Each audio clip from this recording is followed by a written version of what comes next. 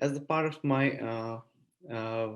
food insecurity internship, I worked with uh, uh, SVSU, it's Southwest Vermont Supervisory Union. So I'll start by introducing them. So SVSU is an organization that serves students, faculty, and staff across several schools in this area. And as a part of the middle school curriculum, there's a sustainability class, and as part of that class, they have a school garden program where the students are taught about gardening and related sustainable practices.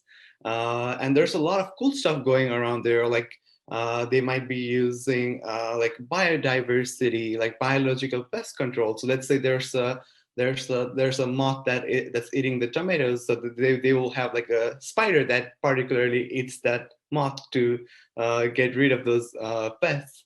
So yeah, and there's a lot of cool stuff going on, and the students may not be aware of all the stuff that's happening, all the stuff Elizabeth, my mentor, and Farmer Frank has been doing there. So we decided to have informational garden signs that talk about this stuff.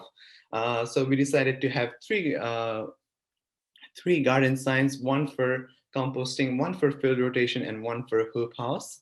Uh, yeah, at first we decided to have just one, but then later we realized that one of the field, like two of the fields are always left like sort of overgrown, but then what's actually happening is like crop rotation is happening there. So like we decided that we need to have three signs so that people are more aware of it. Yeah, so the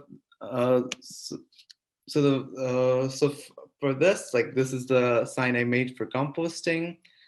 This is the next one I made for hoop house, and this is the one I made for field rotation. And the thing is, like the first challenge, like for the first task for me was to sort of compile all this information in such a way that it's accessible to middle school students and in a language that they can understand and still feel engaged. So that was one of the challenging part, because like we were talking about something really technical terms, like we were talking about nitrogen fixation, we were talking about carbon sequestration, like how do you bring that to a level that a middle school students can understand and still feel that that's something important to them.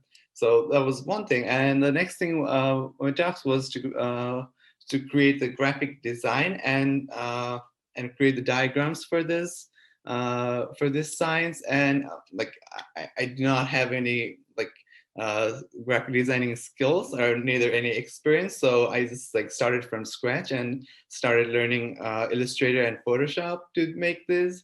Yeah, and the next thing is like for my project was to research the material for printing this signs, as well as making sure that they are under the budget. So I decided to go with an aluminum composite, which is quite durable. It has like a lifespan of 7 to 10 years, and it's important because the signs will all be outside, outdoors in the garden. So that's really important. And it's quite affordable. It's like a sign is like less than below $80, including shipping. So it was well under budget.